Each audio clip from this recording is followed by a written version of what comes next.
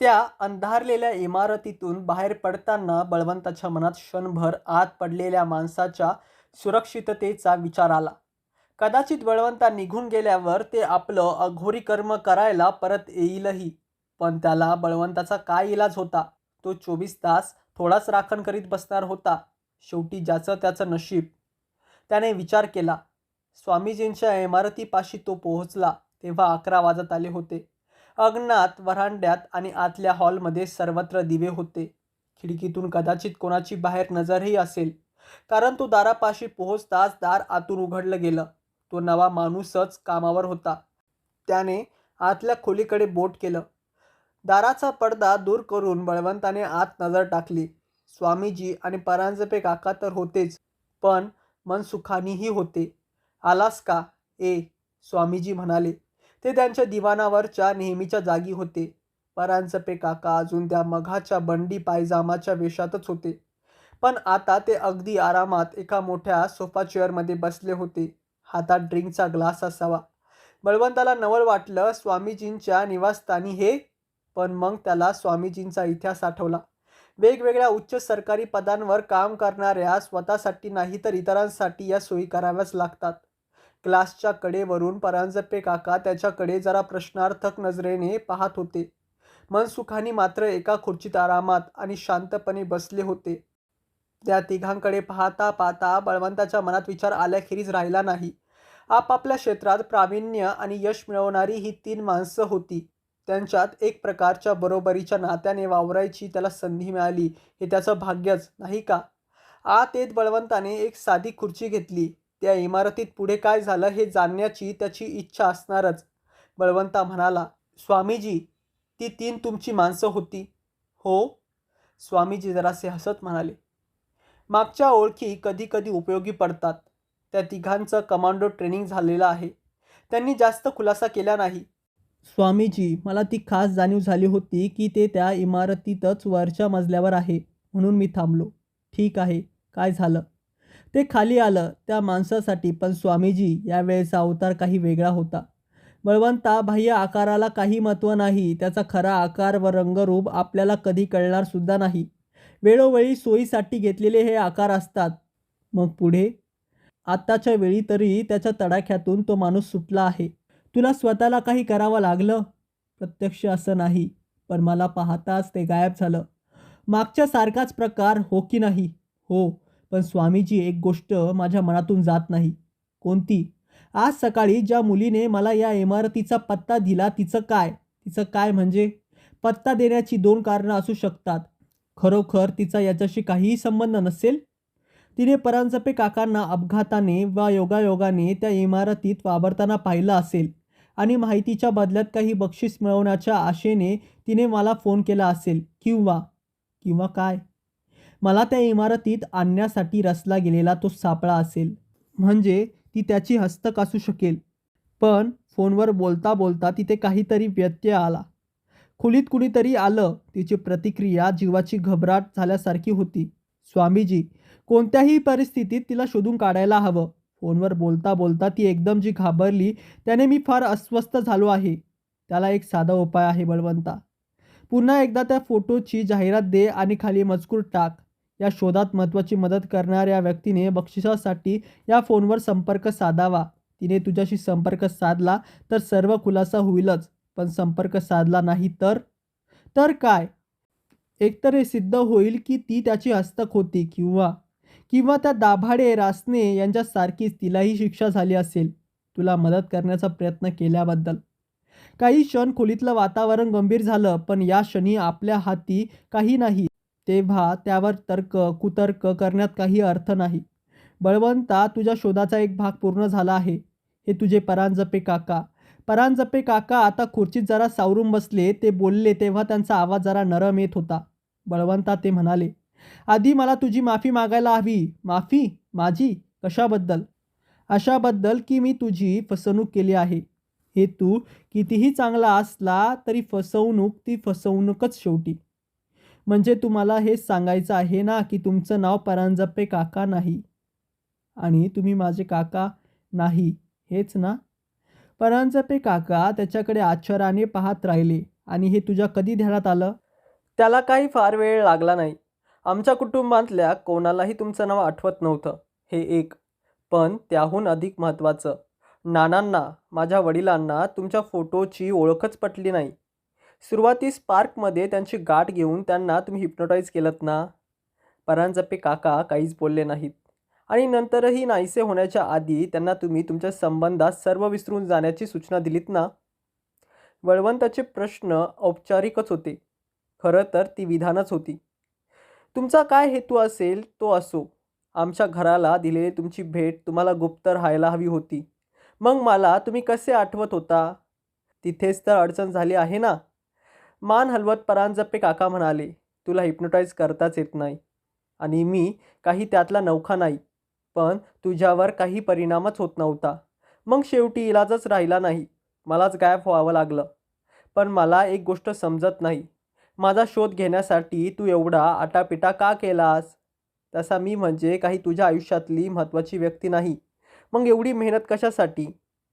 माझ्या 2 चमत्कारिक स्वप्नांचा खुलासा तुम्ही करू शकाल अशी एक कल्पना मनात होती. पण तुमची गाठ घ्यायला हवी असं मात्र मनापासून वाटत होतं. मी सांगू का? स्वामीजी मध्येच म्हणाले. परांजपे, मी तुम्हाला परांजपे म्हणून हाक मारतो. तर मग परांजपे. आत खोल कुठेतरी बळवंताला तुमच्या भेटीची निकड जाणवली असली पाहिजे. ते काही असो, परांजपे काका म्हणाले. बळवंता, तुझ्या शोधाच्या मोहिमेमुळे केवढा गोंधळ झाला आहे पहा. माझ्या शोधामुळे गोंधळ? तो का व्हावा? इतकी वर्ष मी स्वतःला यशस्वीपणे सर्वसामान्यांच्या नजरेपलीकडे ठेवत आलो आहे. आणि तू ते अनामिकतेचं कवच फोडलंस. माझे फोटो सगळीकडे दाखवत सुटलास. शेवटी तर वर्तमानपत्रात फोटो आणि जाहिरात दिलीस. यापेक्षा आणखी जाहीर प्रसिद्धी असू शकेल तरी का? आणि फोटो मिळवलास तरी कसा? कोठून?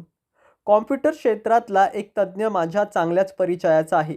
थोडे तुमच्यासारखे दिसणारे फोटो आम्ही जमवले. त्यातल्या एकाचा स्कॅन केला.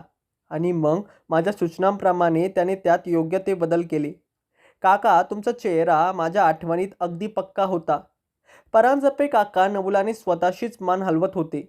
जी गोष्ट गुप्त राहायला हवी होती ती तू अगदी घराच्या छपरावरून, अगदी लाऊडस्पीकरवरून ओरडून ओरडून जगाला सांगितलीस. तुझी माझी भेट गुप्त राहायला हवी होती. तू तर जगाला ओरडून सांगत होतास, मला या माणसाची भेट घ्यायची आहे. हा माणूस असा दिसतो. इतक्या दिवसांच्या परिश्रमाने उभी केलेली एक आयडेंटिटी तू पाहता पाहता निरर्थक, निरुपयोगी एवढंच नाही तर धोकादायक करून टाकलीस. पण काका, बळवंता उद्वेगाने म्हणाला, मुख्य गोष्ट तुम्ही मला सांगतच नाही आहात. तुम्ही माझी भेट का घेतली होती? ती भेट गुप्त राहायला का हवी होती? आणि आता ही गोष्ट जाहीर झाल्याने काय नुकसान झालं आहे? काय धोका निर्माण झाला आहे? त्याला आता सांगायची वेळ आली आहे. परांजपे, स्वामी म्हणाले. आणि यापूर्वी सांगितलं असतं तर अनेक निरपराध्यांचे प्राण गेले ते गेले नसते. तुमचा 2 महिन्यांचा बंदिवास टळला असता. नाही, परांजपे काका म्हणाले. कदाचित कधीही कळल्या नसत्या किंवा फार उशीर झाल्यानंतर समजल्या असत्या. अशा काही काही गोष्टी आपल्याला समजल्या आहेत. आधीच सांगितलं असतं तर बळवंतमध्ये जो वेगळेपणा आहे त्याची आपल्याला कशी कल्पना आली असती. आणखी एक, त्याने केलेल्या तपासामुळेच आपल्याला जन्मापासूनचा त्याचा प्रवास आतापर्यंत कसा झाला हेही समजलं आहे. आणखी एक समजलं, ते बळवंताला स्पर्श करू शकत नाही. 2-3 वेळा उत्तम संधी मिळाली असूनसुद्धा त्याने बळवंताला इजा केली नाही. सर्वच आपल्या विरुद्ध गेलं आहे असं समजण्याचं कारण नाही. आणि माझी तर अशी सूचना आहे की आताही बळवंताला अनभिज्ञच ठेवावे. एवढ्यातच केव्हा तरी अखेरची खेळी खेळण्याचा क्षण येणार आहे. त्या क्षणापर्यंत बळवंताचं मन विचलित होता कामा नये. स्वामीजी मनसुखानीकडे वळले. मनसुखानी, मी फोनवर तुम्हाला एक सूचना केली होती. तुमच्या सूचनेप्रमाणे मी किल्ल्या आणल्या आहेत स्वामीजी. मनसुखानींनी किल्ल्यांचा एक जुडगा खिशातून काढला आणि त्यांच्या समोरच्या टिपॉयवर ठेवला. बळवंता, त्या किल्ल्या घे, स्वामीजी म्हणाले. त्या किल्ल्या त्या जानोरीकरांच्या गेटच्या आणि दारांच्या आहेत. मी घेऊ? माझ्याकडे कशासाठी? सांगतो. तुझ्या या प्रकरणाचा शेवट करायची वेळ आली आहे. आणि तो शेवट तुझ्या कॉलनी समोरच्या जानोरीकरांच्या घरातच होणार आहे. मनसुखानी, बळवंत आश्चर्याने म्हणाला. केवळ बंगल्याच्या किल्ल्या देण्यासाठी तुम्ही आता रात्रीच्या वेळी येथे आलात? मनसुखानींना गप्प राहण्याची खूण करीत स्वामीजी म्हणाले. बळवंता, आमच्या तिघांपैकी प्रत्येकाला तू अगदी ऐनवेळी अत्यंत मोलाची मदत केली आहेस. आज या परांजपे काकांची सुटका केलीस. त्याआधी असाच रात्रीचा इथे हजर झाला होता आणि मला मदत केलीस. आणि त्याच्याही आधी मनसुखानींना पत्र लिहून त्यांच्या कुटुंबावर कोसळली असती ती भयानक आपत्ती टाळण्यास तू मदत केलीस. आता आम्ही तुझ्या मदतीसाठी येणं हे स्वाभाविकच नाही का? तो काही बोलणार तोच ते पुढे म्हणाले, हे बघ, काही काही गोष्टी तुला समजावून सांगायच्या आहेत, पण ते आता नको. तुला माहिती देणाऱ्या मुलीचा शोधही घ्यायला हवा. तिचा हेतू काहीही असो, तिची आपल्याला मोलाची मदत झालेली आहे. तेव्हा मगाशी मी सांगितली तशी जाहिरात वर्तमानपत्रात दे. ती नक्कीच तुझ्याशी संपर्क साधील. मग पाहूया. मनसुखाने हसले. स्वामीजी, मी निघतो. बळवंता, तुला तुझ्या घरापर्यंत सोडू का? बळवंता त्यांच्याबरोबर निघाला. आणि तुम्ही परांजपे काका? त्यांच्याकडे पाहात त्याने विचारलं. मी काही दिवस इथेच राहणार आहे. स्वामीजींचीच ती सूचना आहे आणि सुरक्षिततेच्या दृष्टीने मला ती योग्य वाटते. सुरुवातीस आलेली शंका बळवंताने बोलून दाखवली. तुमच्या दोघांचा आधीचा परिचय होता? नव्हता, स्वामीजी हसत म्हणाले.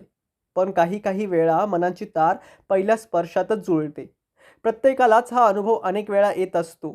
ठीक आहे, आता तुम्ही गेलात तरी चालेल. मनसुखानींनी गाडी स्वतःच आणली होती. ड्रायव्हरला आणू नका अशी कदाचित स्वामीजींची सूचना असेल.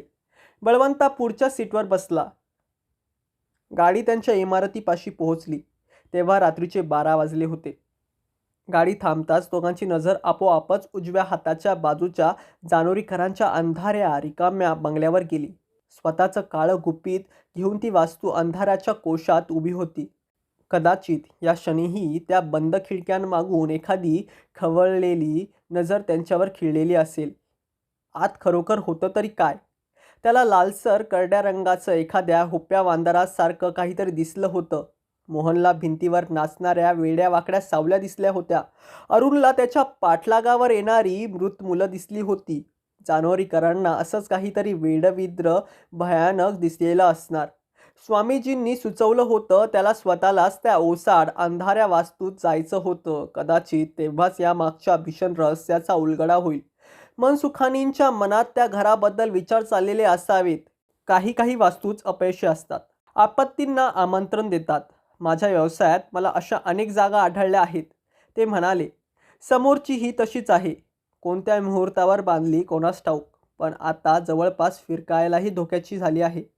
खिशातल्या किल्ल्यांच्या जुडग्यांवर बोटं आपटत बळवंता म्हणाला. मनसुखानी साहेब, कदाचित काही दिवसातच आपल्याला सर्व प्रश्नांची उत्तरं मिळतील. पण बळवंता, तुला एकट्याला त्या घरात जायची स्वामीजींनी केलेली सूचना मला आवडली नाही. त्यांना माहीत नाही का त्या बंगल्यात काय काय प्रकार झाले आहेत ते? स्वामीजींना माहीत नाही अशा फार थोड्या गोष्टी आहेत. मनसुखानी साहेब, सर्व विचार करूनच त्यांनी सूचना केलेली असणार. त्यांचं ठीक आहे बळवंता, पण तू आपला सांभाळून राहा. तुला काहीही व्हायला नको. अगदी मनापासून सांगतो. मनसुखानी साहेब, थँक्यू. गाडीतून उतरता उतरता बळवंता म्हणाला. गाडी सुरू करता करता मनसुखानींनी एक हात वर करून त्यांचा निरोप घेतला. सकाळी सकाळीच नीलाचा फोन आला. फोनवर बळवंताने हॅलो म्हणताच नीला म्हणाली, भेटलात एकदाचे. म्हणजे काय? म्हणजे काय काय म्हणता? काल संध्याकाळी 7 वाजल्यापासून फोन करते आहे. तुमचा पत्ताच नाही. रात्री 10ला सुद्धा नव्हतात. आलात तरी केव्हा परत? 12 नंतर परत आलो. मी तुला सांगितलं ना, त्याच कामात होतो. कालच्या पेपरमध्ये एक जाहिरात आहे. त्या फोटोबरोबरची ना? ती माझीच आहे. मग काय माहिती मिळाली? नीला, तुला मागे एकदा सांगितलं आहे ना, या प्रकरणापासून तू जितकी लांब राहशील तितकं चांगलं आणि सुरक्षित. आणि तुमचं काय? अगं, मला जायलाच हवं. तो शोध पूर्ण करायलाच हवा. त्याखेरीज नॉर्मल आयुष्य जगताच येणार नाही. आता फक्त एक विचारते, त्याचं खरं खरं उत्तर द्या. एवढ्यात या प्रकरणाचा शेवट व्हायची काही शक्यता आहे का? अगदी खरं सांगा. अगदी खरं सांगतो. या प्रकरणाचा शेवट जवळ आला आहे, हे नक्की. त्याने पुढचा विचार बोलून दाखवला नाही. शेवटी काय होणार आहे याची काहीच खात्री देता येत नव्हती. पण तो हे कसं बोलणार? ठीक आहे, तुम्ही म्हणता तर मान्य करते. आज संध्याकाळी तरी रिकामे आहात का? का आणखी काही ठरवलं आहे? नाही नाही, रिकामाच आहे, बळवंत हसत म्हणाला. आणि मीच येतो 6च्या सुमारास. ओके? छान, या. वाट पाहते तुमची. तिला किती आनंद झाला होता. कदाचित तिच्या आशा आकांक्षा हे सर्व मृगजळच ठरण्याची शक्यता होती. पण त्याचा विचार आता कशाला? या क्षणाच्या सुखावर त्याची सावली कशासाठी? दुसऱ्या दिवशी ती बदललेली जाहिरात छापून येण्याची व्यवस्था करण्यात सकाळ गेली. रस्त्यावरून आपापल्या नियमित रोजच्या सर्वसाधारण कामावर जाणारे लोक पाहून त्याच्या मनात विचार आल्याखेरीज राहिला नाही. आपलं आयुष्य किती वेगळ्या मार्गावरून किती वेगळ्या पातळीवर चाललं आहे. या लख्ख सूर्यप्रकाशात रात्रीच्या घटना अविश्वसनीय, अतिरंजित वाटत होत्या. पण फक्त त्यांना, ज्यांनी त्यांचा अनुभव घेतलेला नाही त्यांनाच. आणि संध्याकाळी नीलाच्या सहवासात या सर्व चिंता तो फार विसरून गेला. तिची प्रसन्नता संसर्गजन्य होती. अजूनही त्याला नवल वाटत होतं, या सुंदर आकर्षक मुलीला आपल्यासारखा सामान्य युवकाच्या सहवासात एवढं आकर्षण कसं? त्या सहवासाची एवढी ओढ कशी? दुसऱ्या दिवशी तो संध्याकाळी परत आला तेव्हा त्याचा फोन खणखणत होता. त्याने फोन कानाला लावताच तो आवाज आला. Hello hello. तोच तो तरुण मुलीचा दबका घाबरलेला आवाज. हो हो, जाहिरात माझीच आहे. तुमच्यासाठीच दिली होती. बोला. मी हे पहा, तुम्ही खूप मोठी मदत केली आहे. फार मोलाची मदत केली आहे. तुम्हाला भेटायचं आहे. कुठे भेटता सांगा. फोनवर काही वेळ शांतता होती. मग हलका आवाज आला. नॅशनल पार्कमध्ये. ठीक आहे, पण पार्कमध्ये कुठे? मागे कारंजा आहे, पुतळे आहेत, ऑडिटोरियम आहे तिथे. राईट. मी 20 मिनिटात तिथे पोहोचतो. ठीक आहे. हो. तिने फोन खाली ठेवला. तिने फोन खाली ठेवताच बळवंताने मनसुखानींना फोन लावला. फोनवर सती मिसेस मनसुखानी आल्या. हॅलो, मी बळवंत चाफेकर. साहेब आहेत का? ओळख पटायला त्यांना 5 सेकंद लागले. अरे बळवंता, काय म्हणतो आहेस? ठीक आहे ना? हो हो ठीक आहे. साहेब आहेत का? आहेत ना. देते हां त्यांना. अहो, बळवंताचा फोन आहे. त्याच्या साध्या फोनने मिसेस मनसुखानींना किती आनंद झालेला दिसला. काय रे, काय म्हणतो आहेस? स्वतः मनसुखानी साहेब, तुम्ही पेपरमधली जाहिरात पाहिलीत? हो पाहिली. आताच त्या मुलीचा फोन आला होता. तीच ती मुलगी. तिने मला नॅशनल पार्कमध्ये भेटायला सांगितलं आहे. मागे ते कारंजे, पुतळा, ऑडिटोरियम आहे ना, तिथे. एक करता का? स्वामीजींना फोन करून ही माहिती द्याल का? माझ्यापाशी त्यांचा नंबर नाही. हो कळवतो की. आणि बळवंता. काय? सांभाळून राहा बरं का. हो हो हो. आणि थँक्स. अंधार पडला होता. पार्कच्या पार्किंग एरियामध्ये दिवे लागले होते. खाद्यपदार्थांच्या स्टॉलचेही रंगीबेरंगी दिवे होते. पण तो भाग जरा मागे गेला की पुढे अंधार होता. खांबावर दिवे होते, पण झाडांच्या फांद्यांमुळे खाली प्रकाश अगदी कमी होता. हिरवळीवर, बाकांवर बऱ्यापैकी गर्दी होती. पुढे पुढे गर्दी कमी होत गेली होती. कारंजा ऑडिटोरियमचा भाग तर निर्मनुष्य होता. तो ऑडिटोरियममध्येच उभा राहणार होता. कोठूनही येणाऱ्यास सहज दिसेल. पुढच्या कडेपाशीच उभा राहून तो चारी दिशांचा वेध घेत होता.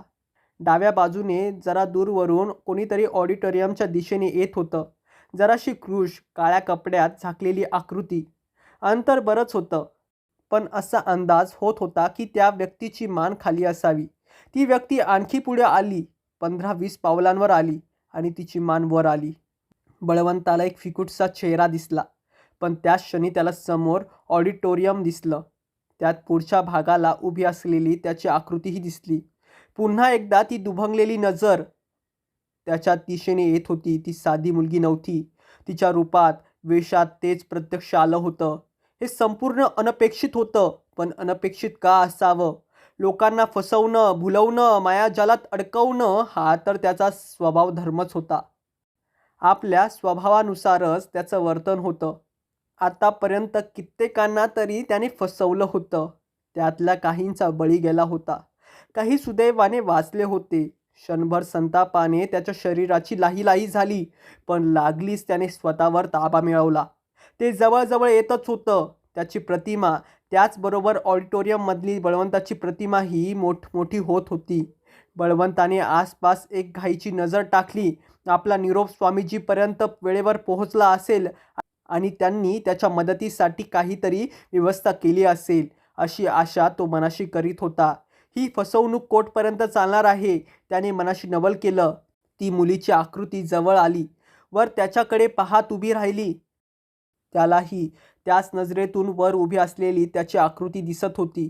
पुढे काय होणार होतं, पण ते अज्ञातच राहिलं. तीन बाजूंनी मोठमोठ्या टॉर्चचे 3 प्रखर प्रकाश झोत त्या निश्चल उभ्या असलेल्या आकृतीवर पडले. वर उभ्या असलेल्या बळवंतावर खेळलेल्या नजरेत एकाएकी लाल निखाऱ्यांसारख्या ठिणग्या फुलल्या. तिन्ही चारी बाजूंना मात्र जोराने आणि विलक्षण झटपट फिरली आणि वाऱ्यासारख्या सुसाट गतीने ती आकृती एकदम निघून गेली. बळवंताच्या मनात जरासं असमाधानच होतं. त्याला या भेटीची अखेर अशी व्हायला नको होती. अनिर्णित अवस्थेतच ती भेट संपली होती. आता 3 बाजूला हजर झालेले तिघेजण जर स्वामीजींकडे कमांडो असतील तर ते स्वामीजींच्या आज्ञा शब्दशः पाळणारच. इतर कोणाचाही हस्तक्षेप ते खपवून घेणार नाहीत. त्या तिघांनी टॉर्च मालवून टाकले होते. आता ते तिघे बळवंताजवळ येऊन उभे राहिले होते. त्यांच्यापैकी एकाने मोबाईल बळवंतापुढे केला. बळवंताने फोन कानाला लावला. फोनवर स्वामीजीच होते. बळवंता, हो मीच आहे स्वामीजी. माझी माणसं वेळेवर पोहोचली? हो, पण त्यांनी कृती जरा घाईनेच केली. तुम्ही त्यांना काही सूचना दिल्या होत्यात? सूचना कशा देणार? परिस्थिती पाहून योग्य ते पाऊल उचलण्याचं त्यांना स्वातंत्र्य होतं. तुझी सुरक्षितता सर्वात महत्त्वाची आहे, एवढी गोष्ट त्यांना पुन्हा पुन्हा सांगितली होती. स्वामीजी, त्यांनी जरा घाईच केली. ऐका, त्या मुलीच्या रूपाने ते स्वतःच आलं होतं, पण माझ्यापासून 2 पावलांवर असतानाच तुमच्या माणसांनी हस्तक्षेप केला आणि ते गडप झालं.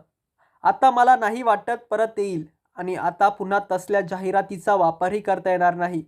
मला वाटतं एक चांगली संधी हातातून गेली. जरासे हसत स्वामीजी म्हणाले, तुझी इच्छा, तुझी अपेक्षा आहे, त्यापेक्षा खूपच लवकर पुरी होणार आहे. बळवंता, माझ्या माणसाला फोन दे. बळवंताने मोबाईल त्या माणसाकडे केला.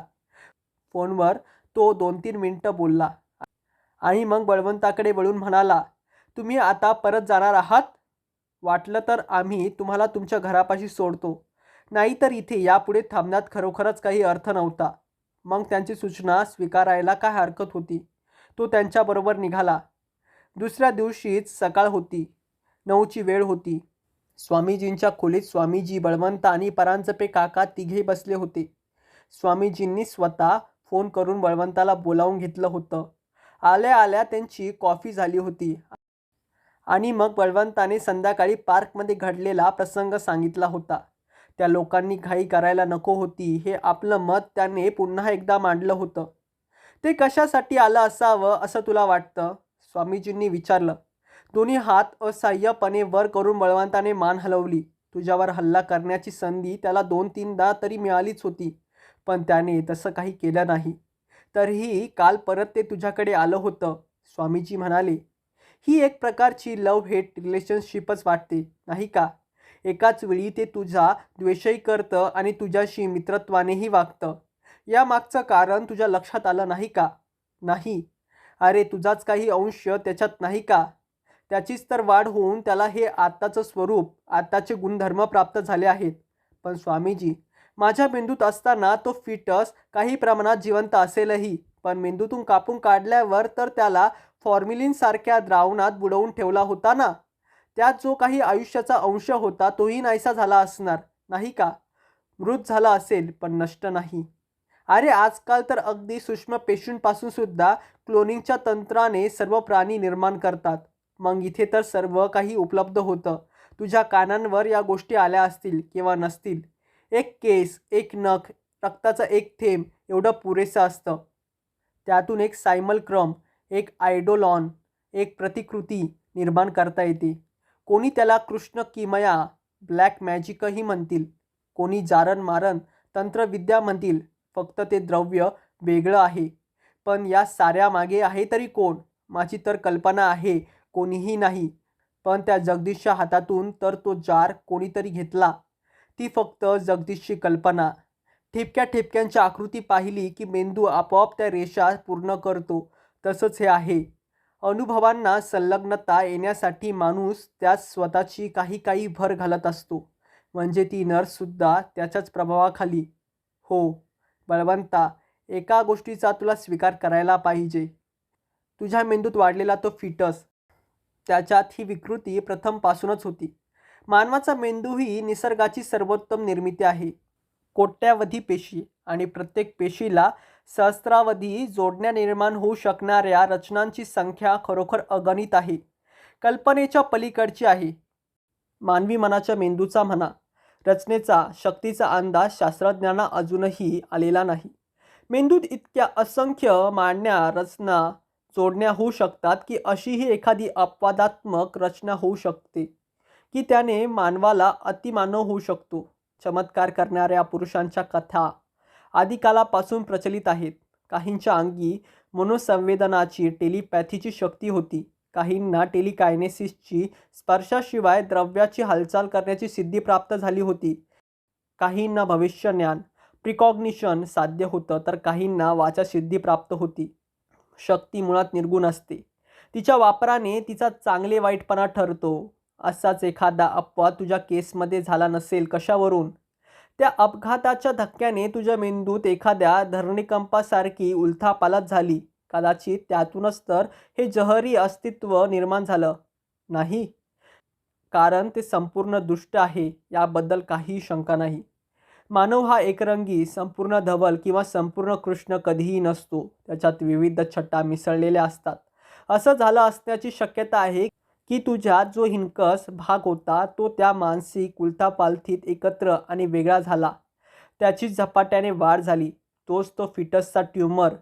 त्याच्यात जणू काही तुझ्यातला सर्व हिणकसपणा एकवटला आहे. पण केवळ दुष्टपणाने तो धोक्याचा झालेला नाही. तशी निखालस दुष्ट माणसं कितीतरी असतात, पण ती धोक्याची केव्हा होतात? त्यांच्या हाती सत्ता आली तरच. अनेक अनैसर्गिक सुपरनॅचरल शक्ती त्याला प्राप्त झाल्या आहेत आणि तूच केवळ त्याचा नाश करू शकतोस. इतका वेळ सलग बोलण्याने स्वामीजींना जरासा दम लागला होता. ते मागच्या लोडला पाठ लावून डोळे मिटून शांत बसले. बळवंताची नजर आपोआपच परांजपे काकांकडे गेली. इतका वेळ ते एक शब्दही बोलले नव्हते. काका, बळवंताने त्यांना विचारलं. काहीतरी दुष्ट घातकी निर्माण झाला आहे यावर आमचं दोघांचं एकमत आहे, पण स्वामीजींचा स्वभाव वेगळा आहे. प्रत्येक घटनेमागे ते काहीतरी उपपत्ती कार्यकारण भाव शोधत असतात. कुठलीही घटना विभक्त स्वरूपात ते स्वीकारू शकत नाहीत. माझा स्वभाव वेगळा आहे. समोर एखादं विषारी जनावर दिसलं की त्याला आधी ठेचून ठार मारायचं आणि मग ते कसं आणि कोठून आलं याचा विचार करायचा. हा माझा स्वभाव आहे. पण स्वामीजी असा सर्वांगीण विचार करतात म्हणून काही त्यांच्यात ढिलाई नाही. हां, अजिबात नाही. त्यांच्याबद्दल मला विलक्षण आदर आहे. वेगवेगळ्या वाटांनी आलो असलो तरीही आम्ही पोचलो आहोत एकाच निष्कर्षावर. या दुष्ट निर्मितीचा नाश केवळ तूच करू शकतोस आणि तूच करायला हवास. कारण दोन आहेत. एक तर तुझ्या बाबतीत त्याचा एक ब्लाइंड स्पॉट आहे. काही अंशी तू त्याच्या जाणीवेच्या कक्षाबाहेर आहेस. आणि दुसरं, तुझ्यावर प्रहार करायला ते जरासं कचरत आहे. या दोन गोष्टींचा तुला फायदा घ्यायला हवा. त्याच्या नकळत तू त्याच्यापाशी पोहोचू शकतोस आणि घाव घालायची पहिली संधी तुला मिळण्याची शक्यता आहे. परांजपे काका, पण तुमचा या प्रकरणात संबंध कसा आला याबद्दल तुम्ही अजून एक अवाक्षरही बोललेला नाहीत. खरं तर स्वतः संबंधात मी कधी बोलत नाही, पण तुझी गोष्ट वेगळी आहे. तुला माहीत असणं आवश्यक आहे. तर ऐक. या अमानवी विकृती सतत निर्माण होत असतात. ध्यानात आलं आणि जमलं तर त्यांचा नाश करायचा हे माझं जीवित कार्य आहे आणि स्वामीजीही त्याच मार्गावरून चालत असतात. असं समज की आम्ही दोघं फायर फायटर्स आहोत. कुठे ठिणगी दिसली, कुठे जराशी ज्वाला दिसली, कुठे नुसता धूर दिसला तरी ते विझवून टाकायचं. हे माझे नाना वेश म्हणजे कॅमोफ्लॉज आहे. समाजाच्या सर्व स्तरात प्रवेश मिळवण्यासाठी धारण केलेले. कारण ही विषवल्ली कोठे डोकं वर काढेल याला काहीच नियम नाहीत, धरबंद नाहीत, अटकळी नाहीत. ठीक आहे, एवढं आत्मपुराण पुरे झालं. स्वामीजींचे डोळे मिटलेले आहेत, पण ते हसतायत. स्वामीजींनी डोळे उघडले. ते जरासे हसत म्हणाले, या परांजपे काकांच्या बोलण्यावरून एखाद्याला वाटेल हा एखादा हडेलहप्पी आडदांड शिपाईच आहे, समोरच्यावर आंधळा वार करणारा. पण बळवंता तसं नाही आहे. त्यांच्या शब्दांवर जाऊ नकोस. मी मनातलं बोलून दाखवतो आणि ते दाखवत नाही एवढंच. पण तेही माझ्या इतका मागचा पुढचा विचार करतात. ठीक आहे, आता पुढचं पाहूया. मुकाबला तुलाच करावा लागणार आहे आणि एकट्यालाच. तुझ्या मदतीसाठी कोणीही येऊ शकणार नाही. मदत होण्याच्या ऐवजी अडचण मात्र होईल. आम्ही तुला बचावाची काही साधनं देऊ शकू, पण त्या पलीकडे काही नाही. तुझं धैर्य, तुझा सारासार विचार, तुझा आत्मविश्वास, शुभ गोष्टींवरचा तुझा विश्वास या साऱ्यांची तिथे कसोटी लागणार आहे. आणि तुझ्या पसंती नापसंतीचा प्रश्नच नाही. कारण हे तुला करायलाच हवं आणि शक्य तितक्या लवकर. म्हणजे आजच, आज रात्री आणि अर्थात त्या जानोरीकरांच्या बंगल्यातच. ही वेळ येणार याची बळवंताला कल्पनाच होती. जसं तुम्ही सांगाल तसं. तो शेवटी म्हणाला, ठीक आहे. रात्री 10च्या सुमारास आम्ही तुझ्या घरी येतो. स्वामीजी म्हणाले, आत येणार नाही. तूच त्या सुमारास बाहेर राहा. काय सांगायचं ते त्यावेळी सांगू आणि धीर धर. देव नेहमी सत्पक्षाच्या बाजूस असतो. सत्पक्षाचा अंतिम विजय निश्चित असेलही, पण त्या धुमश्चक्रीत काही काही प्याद्यांचे बळी जातात. त्यांचा विचार कोण करणार? पण बळवंताने मनातला हा विचार बोलून दाखवला नाही. 6च्या सुमारास त्यांनी नीलाला फोन केला. नीलाच आली. नीला, मी बळवंता. 15-20 मिनिटात येतो आहे. बाहेर कुठेतरी जाऊया. तू तयार राहा. त्याच्या आवाजातलं काहीतरी तिला खटकलं असावं. बळवंत, तिने साशंक स्वरात विचारलं. संध्याकाळी प्रत्यक्ष बोलूया. जास्त काही न बोलता बळवंताने फोन खाली ठेवून दिला. दिवसभर त्याच्या मनात एकच विचार होता. त्याच्या आयुष्यातला आजचा दिवस हा अखेरचा दिवस ठरणार होता का? रात्रीच्या अग्निपरीक्षेतून तो सही सलामत बाहेर येणार होता का? का दाभाडे, रासने यांच्यासारखीच त्याची अवस्था होणार होती? केवळ या विचारांनीच रोजच्या साध्या साध्या अनुभवांना एक काळजात कळ आणणारी विलोभनीय आकर्षकता आली होती. फाशीची शिक्षा झालेल्यांची किंवा एखादा असाध्य रोग झालेल्यांची मनस्थिती अशीच असेल, त्याला वाटलं. पण शेवटी संध्याकाळ आली आणि तो नीलाच्या घरी हजर झाला. ती तयारच होती. पार्कमधल्या बाकावर बसेपर्यंत बळवंत एक शब्दही बोलला नाही. नीला, तो म्हणाला, माझ्या शोधाचा आजचा शेवटचा दिवस आहे. आज रात्री मी आमच्या समोरच्या त्या जानोरीकरांच्या बंगल्यात जाणार आहे. तिथे जिथे ते वेडेवाकडे प्रकार घडले आहेत तिथे? हो, तिथेच. तिथेच मला जायला हवं. रात्री जायला हवं. एकट्यालाच. बळवंत, पण का? का? त्याशिवाय हा गुंता सुटणार नाही. त्याखेरीज हे वेडावाकडे प्रकार थांबणार नाहीत. त्याखेरीज मला शांतता लाभणार नाही. पण बळवंत, त्या घरात धोका नाही का? आहे ना. म्हणून तर तुझी गाठ घेतली. नीला, आज रात्री काय होईल मला कल्पना नाही. काहीही होऊ शकेल. कदाचित मी सुखरूप परत येईल. कदाचित मी परत येणारही नाही. कदाचित परत येईल तो अशा स्वरूपात की वाटेला यापेक्षा परत आलो नसतो तरी चाललं असतं. धोका तर आहेच. खूपच मोठा धोका आहे. पण मला तो धोका घ्यायलाच हवा. तुम्ही अगदी पक्का निर्णय घेतलेला दिसतो. खरंच खूप मोठा.